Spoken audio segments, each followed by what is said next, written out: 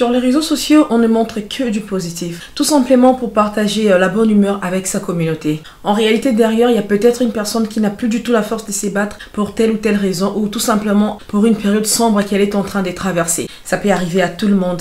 Et quand ça arrive, tu fais semblant, tu forces, mais tu n'arrives plus. En ce moment-là, la seule chose à faire, c'est prendre du recul, faire un break, tout abandonner, partir carrément, tout laisser. Et le plus important, ce n'est pas le fait de partir ou d'abandonner. Le plus important, c'est le fait de partir et revenir rapidement.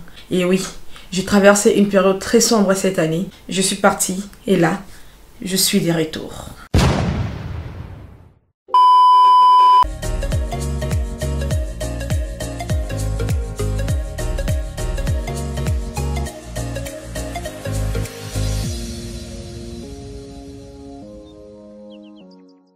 Coucou toi, j'espère que tu vas bien. Moi je vais très bien comme tu peux le remarquer. On se retrouve aujourd'hui pour une nouvelle vidéo.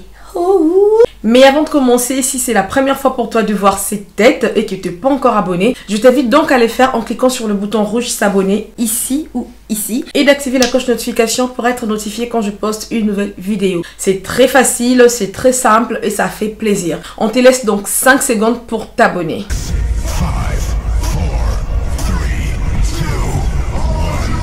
C'est bon, c'est fait. Très bien. Merci à toi, merci pour ton abonnement. Je me présente, moi je m'appelle Chenny.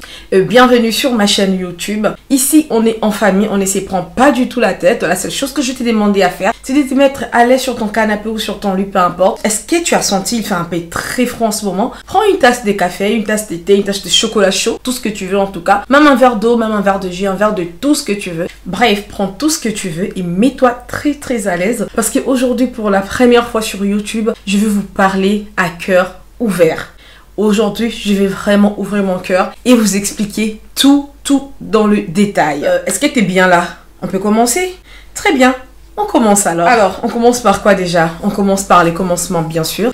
Avant de commencer, vraiment, je tiens à préciser que cette vidéo, c'est une vidéo que j'ai vraiment eu du mal à filmer, tout simplement parce que moi je suis pas du genre à parler de moi personnellement, vous voyez un peu le truc. Du coup là je vais vraiment parler de moi. Je me sentais pas très à l'aise, je devrais le filmer depuis longtemps, il y a dès cela 1 ou 2 mois déjà, mais j'étais pas vraiment trop prête, mais là je me sens prête et je me sens prête de vous parler, de vous dire tout. Comme vous avez pu remarquer, ça fait un moment que je disparais sur les réseaux. Non seulement sur les réseaux, je disparais carrément de partout, de la vie de chaque jour, même des soirées avec des amis. S'il y a mes copines qui passent par ici, regardez cette vidéo jusqu'à la fin, comme ça vous allez savoir pourquoi chaque fois que vous étiez en train de m'inviter, je ne venais pas. Et donc j'ai carrément fait un gros break, si je peux dire ça comme ça. La seule et l'unique raison, c'est vraiment la période sombre que j'ai traversée cette année. Cette année, elle n'a pas du tout été facile pour moi. J'ai vraiment traversé une période que je ne sais pas comment expliquer. Mais bon, bref, je vais tout vous dire. Mais avant de continuer, je tiens à préciser une chose. C'est ce qu'on appelle disclaimer,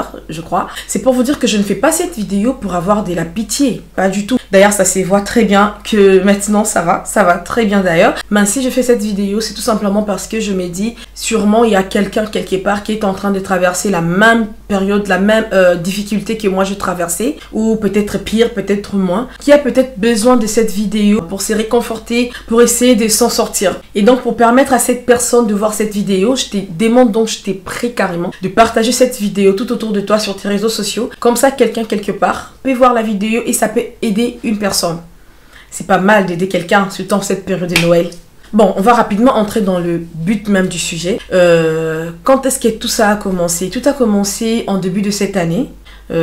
Disons en janvier, non pas en janvier, juste après mon anniversaire, disons en février. Alors, le 31 décembre, tout s'est très bien passé, on a crié bonne année, on s'est souhaité de grandes choses, on a pris des nouvelles résolutions, on s'est fixé des objectifs, seulement on ne savait pas, moi personnellement je ne savais pas que l'année allait être aussi noire. Du coup, tout s'est très bien passé après mon anniversaire le 28 janvier passé et nous sommes en février. Déjà, il faudrait savoir que moi, toute l'année 2021, je n'ai pas travaillé. Je crois que j'ai arrêté de travailler en mars ou avril comme ça. Donc, j'ai carrément pas travaillé toute l'année 2021. J'avais aussi besoin de me reposer parce que moi, je travaille dans mon domaine de travail, c'est très stressant. Les centres d'appel, c'est très stressant. Du coup, j'avais besoin vraiment de prendre du recul, me reposer un peu. Je m'étais dit que je vais reprendre en 2022, juste après mon anniversaire. Avant mon anniversaire en janvier déjà, il y a mon bailleur qui m'appelle, qui me demande carrément du jour au lendemain de quitter l'appartement. Il a fait sortir une raison genre l'appartement était en vente et tout, il fallait que je quitte l'appartement.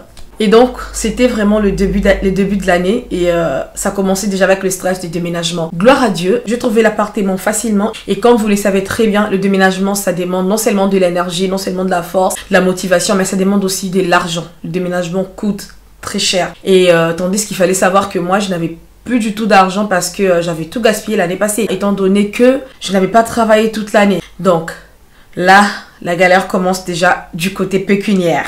Heureusement que j'avais un mois de caution que l'ancien bailleur m'a remis. Donc du coup, j'avais ces mois de caution, mais il me manquait encore le mois de préavis, le mois de l'agence. Et il me manque l'électricité, garantie électricité. Il manquait quoi encore? Il manquait aussi le frais pour le service déménagement. Bref, si tu es au Maroc, tu sais comment ça se passe avec les déménagements. C'est pas quelque chose qui s'est fait du jour au lendemain comme ça. Ça coûte quand même cher le déménagement ici au Maroc. D'ailleurs, pas seulement au Maroc, je crois que le déménagement coûte cher partout. Et dire que le bailleur m'avait donné un préavis de 2 semaines seulement. Donc en 2 semaines, je devrais trouver de l'argent. En 2 semaines, je devrais faire mes cartons. En 2 semaines, je devrais chercher un appartement. En 2 semaines, je devrais partir. Je crois même que je fais une vidéo en ce sens. Je crois que je vais épingler ça quelque part ici. Une vidéo où je devrais déménager en 10 jours ou 2 semaines comme ça. Et gloire à Dieu, j'ai quand même réussi à trouver un appartement, même si je me suis fait arnaquer. Et oui, vous avez bien entendu, un de mes chers m'a arnaqué. Je vais vous expliquer ça tout au long de la vidéo pour que la vidéo ne soit pas très longue. Et donc là, je finis mon aménagement. J'aménage dans mon nouveau chez moi. Je crois que là, on est en février et je n'ai toujours pas de travail.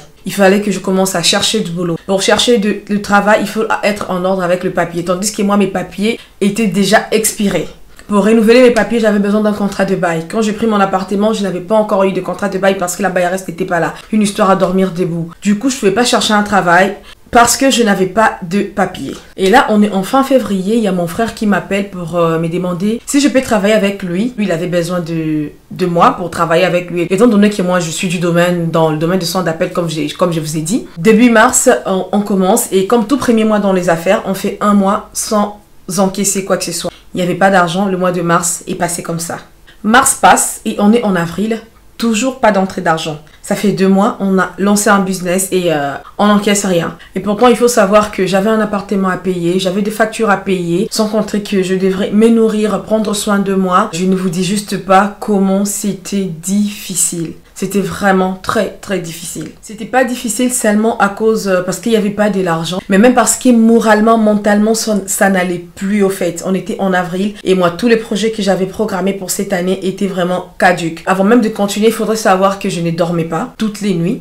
Non parce que je ne voulais pas, mais parce que je ne pouvais plus dormir. Alors, je vous explique brièvement. Depuis quelques années déjà, je sais qu'on appelle la paralysie du sommeil. La paralysie du sommeil, c'est comme le nom l'indique, c'est le fait de se paralyser quand tu dors. Dans ton sommeil. Bref, tu ouvres tes yeux comme ça dans ton sommeil et tu n'arrives pas à bouger ton corps. Parfois même, tu as l'impression que tu n'arrives pas à respirer. Bref, tu as l'impression que tu vas juste mourir en fait. Et quand tu t'efforces à te réveiller, ça te donne de maux de tête, tu n'arrives pas à bouger, tu te bats. C'est comme si tu te battais avec un esprit et tout. Au pays, on dit trop souvent que c'est... Pas seulement au pays. Dans d'autres pays, on dit trop souvent que ce sont des mauvais esprits qui se mettent sur toi et tout pour te tuer. Des choses comme ça en fait. Moi, j'avais ça déjà depuis quelques années et je vous jure que je crus que c'était démoniaque. Je me suis dit, si on dit que c'est démoniaque, c'est que c'est démoniaque. Vous voyez un peu le truc. J'ai cru en ça jusqu'à ce que je fasse des recherches. Et c'est là que je découvre que c'est une maladie, au fait. Et quand je fais mes recherches, j'ai vu qu'il y avait plusieurs facteurs qui pouvaient favoriser cette maladie. Entre autres, le stress, l'anxiété, un déménagement, un nouveau travail, donc un changement brutal de la vie. Bref, il y a plusieurs facteurs qui favorisent cette maladie, mais les principaux facteurs, c'est ce que je vous ai cité là. Et dire que moi, en cette période-là, j'avais le stress, le niveau de stress qui était là. J'avais un nouveau travail que je venais de commencer. J'avais un déménagement que je venais de faire. Avant, quand j'avais la paralysie du sommeil, ça pouvait arriver peut-être 1 fois dans le mois ou 2 fois dans le mois. Et là, ça commençait à arriver presque toute la nuit. Disons 1 nuit sur 2. Je vais vraiment pas beaucoup m'épancher là-dessus parce que je ne me sens pas vraiment très à l'aise. Je me sens pas encore très à l'aise pour parler de ça. Étant donné que c'est vraiment quelque chose qui m'a beaucoup traumatisée. C'est vrai qu'aujourd'hui, ça n'arrive presque plus, mais le traumatisme est encore là et du coup je vais pas vraiment parler de ça. Quand je vais être prête pour en parler, je viendrai vous dire plus sur cette maladie. Sinon c'était tout simplement pour vous dire qu'à ce moment-là, je ne dormais pas du tout. Pas seulement à cause de la maladie, et aussi il y a des nuits où je ne dormais pas parce que je pleurais beaucoup. Et oui, c'est normal de pleurer quand rien ne va. Je pleurais tellement trop, je me rappelle il y a même des nuits où j'ai passé toute la nuit juste à pleurer. Pourquoi je pleurais? Je ne sais pas. Mais il fallait que je pleure parce que rien n'allait et il fallait vraiment que ça sorte. Et aussi, il y a des nuits où je l'ai passé dans la prière. J'ai prié beaucoup. J'ai prié toujours beaucoup, je suis une chrétienne. Mais quand on traverse des moments difficiles, il n'y a pas plus réconfortant que la prière. Donc, c'est pour vous dire que je ne dormais pas parce que j'avais la maladie qui m'est dérangée. Je n'arrive pas à dormir avec la paralysie du sommeil. Je ne dormais pas parce que je pleurais beaucoup. Il y a des nuits où j'ai passé toutes les nuits à pleurer. Je ne dormais pas parce qu'il y a des nuits où j'ai passé toutes les nuits à prier pour me réconforter dans la prière. Donc je reviens sur ce que j'étais en train de dire. On est en avril, les mois d'avril passent et nous on n'a toujours pas d'entrée d'argent en fait dans l'entreprise de mon frère. Et moi ça commence à me mettre vraiment très mal à l'aise parce que j'avais des charges, je me suis endettée, j'ai pris de dettes partout. Je pense même que j'ai emprunté auprès de tous les Congolais du Maroc en fait. Même pas seulement les Congolais, j'ai emprunté de l'argent partout. Et gloire à Dieu, en ce moment-là, il y a ma soeur, ma petite tante que vous connaissez très bien, Choumi, qui vient d'arriver au Maroc parce qu'elle était partie au pays pour les vacances et tout. Et ça m'a vraiment soulagée. C'est là, en fin avril, que j'ai soufflé un tout petit peu. Parce que quand elle est arrivée, il fallait qu'on partage, comment dirais-je, le charge de la maison. Il fallait qu'on partage le loyer déjà. Il fallait qu'on partage beaucoup de choses, les factures et tout. Du coup, ça m'a grave apaisée. Pas entièrement apaisée, mais j'ai quand même fait... Ça va un peu maintenant. Et donc le mois d'avril passe, le mois de mai commence et j'ai soufflé un peu comme je vous ai dit. J'ai quand même appris à vivre avec mes problèmes, il fallait vraiment que je vive. Et ces mois-là, ça a quand même été un bon mois et aussi un mauvais mois. C'était vraiment un mois avec des sentiments mélangés et tout. Il y a même un ami qui m'a offert des vacances à Marrakech pour une semaine. Oh là là là là là là, comment ça m'a fait du bien. Ça m'a fait du bien de m'évader, de partir. C'est pas que j'avais oublié mes problèmes, mais en un moment, j'avais quand même mis pause. Jenny, tu dois vivre. Ça m'a carrément fait du bien. C'est pour vous dire aussi, quand rien ne va, ne restez pas enfermés en fait. Essayez de sortir, essayez vraiment de vous épanouir un peu. Ça fait du bien. Pourquoi j'ai dit les côtés négatifs de ces mois de mai? Parce que juste à mon retour, quand je reviens comme ça, et là, le problème commence encore. Je me rappelle très bien, c'était le 16 mai. Ouais, le 16 mai, je n'avais pas encore payé le loyer et tout. Et là, je me réveille comme ça le matin et il y a la bailleresse qui m'appelle. Pas forcément même la bailleresse. C'est là même que je me rends compte que j'ai été arnaquée. Maintenant, je vais revenir sur l'arnaque pour tout vous expliquer. Je vous explique brièvement. Quand j'ai déménagé dans le premier appartement au mois de fin janvier, début février, je trouvais un courtier. C'était le même courtier, le même démarcheur, un démarcheur si je peux dire ça comme ça. C'était le même démarcheur qui m'avait trouvé l'appartement que j'étais en train de partir et tout. Du coup, il m'a dit, c'est lui-même, il va me trouver un autre appartement. Vous voyez un peu. Du coup, moi, je me suis dit, bah, comme on a déjà travaillé avec lui, comme j'ai déjà travaillé avec lui, je peux encore travailler avec lui, je peux lui faire confiance. Moi, j'avais besoin d'un contrat pour faire mes papiers. Il m'a dit, ok, la dame, elle est en Espagne, à son retour, tu vas faire le papier et tout. Et du coup, un mois de caution qu'on m'avait remis dans mon ancien appartement, je lui ai remis à main propre. Je lui ai remis le mois en cours, l'argent pour, comment on appelle ça, garantie facture l'IDEC, ça veut dire électricité et de l'eau. Je lui ai encore remis quoi encore, l'argent même pour lui en fait, un mois pour lui pour le démarchage et tout. Lui, il a pris tout l'argent, il a mis ça dans sa poche, il n'a pas payé la dame, la bailleresse en fait. Et donc la bailleresse, elle ne savait pas que dans sa maison, il y avait des gens. Entre autres, j'étais en train de squatter un appartement au Maroc. Vous voyez un peu comment c'est délirant. Et là, le 16, je reviens de Marrakech, comme ça je suis revenue le 12, le 14. Le 16, il m'appelle pour me dire, oh non, la bailleresse demande assez que tu sortes de sa maison parce que ces mois-là, tu n'as pas encore payé jusqu'au 16. Je dis, ben non, je vais payer la maison aujourd'hui. Je vais payer la maison aujourd'hui. Et il me dit, oh non, la bailleresse veut vraiment que tu partes et tout, et tout, et tout. Et puis là, il me donne le numéro de la bailleresse. Et puis moi, j'appelle la dame pour expliquer que je peux pas sortir comme ça. C'est un contrat qu'on a signé, même si on n'a pas encore signé. La dame me fait comprendre que non, on n'a pas signé de contrat, au fait. Elle ne savait même pas qu'il y avait quelqu'un dans sa maison. Elle va me rembourser mon argent. Elle a besoin de son appartement dans 5 jours. J'ai l'impression que moi, j'ai un problème avec le déménagement. Avant, j'avais 2 semaines de préavis. Et maintenant, j'ai 5 jours de préavis. La prochaine fois, je dois voir combien? Une journée de préavis? Bref, c'est comme ça que ça s'est passé. C'est parti de partout et tout. Du coup, j'ai quand même déménagé. Cette fois-là encore, il y avait moins de stress parce que Choumi était là, ma petite tante et tout. Donc, Dieu nous a vraiment fait grâce. En tout cas, tout ce qui s'est passé dans ma vie cette année, ce n'est que la grâce de Dieu. Si vous êtes au Maroc, vous savez très bien, je peux même dire que c'est impossible de trouver un appartement en 5 jours au Maroc. Si tu trouves un appartement, ça aussi que tu n'as pas du tout des exigences. C'est difficile de donner les appartements aux subsahariens. Et non seulement ça, trouver de l'argent parce que le déménagement, ça coûte de l'argent au fait. J'ai l'impression que cette année, moi, c'est tout ce que j'avais à faire, déménager. Donc, je m'y étais là, Dieu nous a fait grâce. En moins de 5 jours, on a trouvé notre appartement où je suis actuellement, notre nouveau chez nous. D'ailleurs, plus mieux que tous les appartements que j'ai eu depuis que je suis dans cette ville. Très spacieux, pour 2 personnes en tout cas, ça va très bien. Et on a réussi à avoir de l'argent difficilement, mais bon. Comme toujours, j'ai pris des crédits par-ci, par-là. Je suis désolée, j'étais en train de parler tout à l'heure, le micro n'était pas branché. Je crois que le son va être un peu bizarre, mais bon, on fait avec. Bref, pour tout dire que vraiment cet appartement, c'était un nouveau départ. C'était pendant ma période des galères. Il y a quand même eu des points positifs. J'ai eu la chance de passer à la radio nationale marocaine. J'ai rencontré un ami qui m'a vraiment beaucoup aidé, que je remercie ici. Si tu passes et tu te connais très bien, je te fais des gros bisous.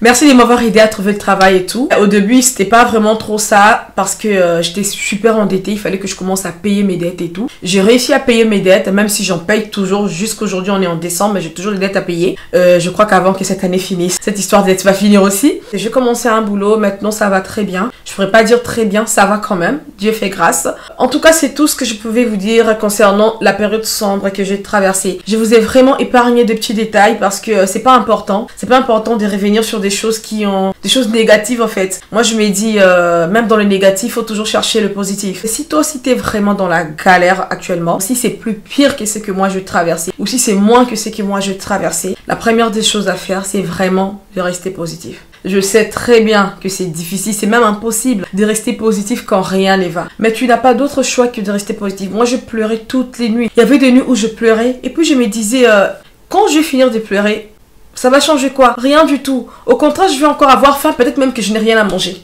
Donc ça sert à rien de pleurer. C'est très bien de pleurer pour se défouler, mais ça sert à rien de rester sur ses larmes en fait. À un moment, il faudrait chercher du positif, il faudrait passer à autre chose.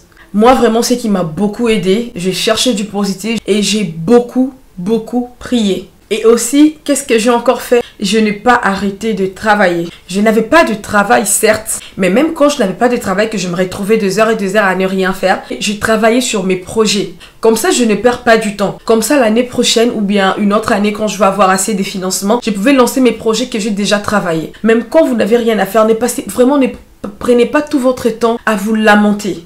Prenez votre temps à travailler sur quelque chose, sur un projet, sur autre chose en tout cas. Parce que je vous jure que le travail ne ment pas. Aujourd'hui, ça ne paye pas, ça payera demain peut-être. Pas peut-être, sûrement. Et la chose vraiment que j'aurais voulu faire et que je n'ai pas fait, c'était de parler. Parler. Les mots ont leur sens. Et les mots sont le premier médicament. Je n'ai pas beaucoup parlé de ce que j'ai traversé. Peut-être avec une personne, peut-être, ou 2. Je me rappelle même pas. Parce que moi, je suis quelqu'un d'introverti. Je m'exprime très difficilement. Du coup, ça a vraiment été une période que j'avais besoin que quelqu'un m'écoute. Et donc, si vous avez quelqu'un de confiance, quelqu'un qui vous aime, quelqu'un qui tient à vous, le mieux à faire, c'est vraiment de parler. Je me dis que si j'avais fait ça, peut-être que je n'allais pas encaisser beaucoup de choses pour moi toute seule. À force de beaucoup encaisser, c'est là que cette maladie de la paralysie du sommeil s'est développée en fait. Parce que j'avais beaucoup encaissé. Donc, si vous avez vraiment la possibilité de vous exprimer, de parler à quelqu'un, de consulter, faites-le, ça va faire du bien. Des périodes comme ça, des périodes sombres comme ça vient, mais ça passe. Et quand ça passe, on n'oublie pas certes, mais on regarde et on s'est dit, c'était rien en fait. Parce qu'aujourd'hui, moi je parle comme ça, je parle tranquillement, mais je ne vous dis pas comment c'était pénible, comment c'était difficile, comment je dormais par terre en train de pleurer, comment j'ai manqué même à manger, comment j'ai mangé, je dormais avec un œuf. Et pourtant, je pouvais carrément appeler ma famille, appeler ma mère et tout. Mais je me suis enfermée à moi-même et tout. Bref, les problèmes, ça vient, ça part. Ne vous lamentez surtout pas. Moi, je me lamente peut-être de ce que j'ai traversé. Peut-être il y a quelqu'un qui a traversé plus que ça. Tu vois un peu. Donc, ça ne sert à rien de se lamenter. Il faudrait juste accepter, continuer. Et surtout, rester positif. Bref, tout ça est passé maintenant. Là, l'année étant à sa fin. La bonne nouvelle, je me sens très bien actuellement. J'aime ma vie, j'aime ce que je fais, j'aime mon travail actuellement, pas trop de stress. Et le plus important, je suis de retour sur YouTube. T'as capté ou pas? Je suis de retour sur YouTube. Je vais vraiment créer beaucoup de contenu parce que j'ai vraiment beaucoup de choses à partager avec vous. Je vous ai parlé comme ça en passant et tout. Je vous ai pas vraiment parlé beaucoup de détails. Je crois que j'ai beaucoup de choses à vous apporter dans votre quotidien. Du coup, là, je suis de retour. Je vais me faire violence pour faire au moins 2 vidéos dans la semaine. Question de créer vraiment l'intimité, vous et moi. N'hésitez pas à me suivre sur mes autres réseaux sociaux. Je vais mettre ça quelque part ici. C'est très facile maintenant. Tous mes réseaux sociaux, il n'y a qu'un seul nom. Jenny Mwando. Sur Instagram, c'est Jenny Jenny-Mwando. Sur Snapchat, c'est Jenny-Mwando. Sur TikTok, c'est Jenny Mwando. Donc, c'est tout pour aujourd'hui. J'espère que cette vidéo t'a plu. Je ne sais pas si ça doit te plaire au fait. Mais j'espère que tu as compris pourquoi j'étais partie et que là maintenant je suis de retour. J'espère que... quoi d'autre? J'espère. Bref, la vidéo elle est arrivée à la fin. N'oubliez pas de liker, de commenter. Déjà pourquoi vous devrez commenter? Bah commentez parce que vous devrez commenter. De liker, de commenter et de vous abonner si ce n'est pas encore fait. D'ailleurs, comment tu as regardé la vidéo jusqu'ici et que tu n'es pas abonné? Je t'invite à le faire en cliquant sur la touche s'abonner en rouge ici ou ici et d'activer la cloche de notification pour être notifié quand je poste une nouvelle vidéo. Sur ce, je vous souhaite bonne soirée, bonne journée, ça dépend de l'heure que vous regardez la vidéo et je vous dis bisous, bye oh.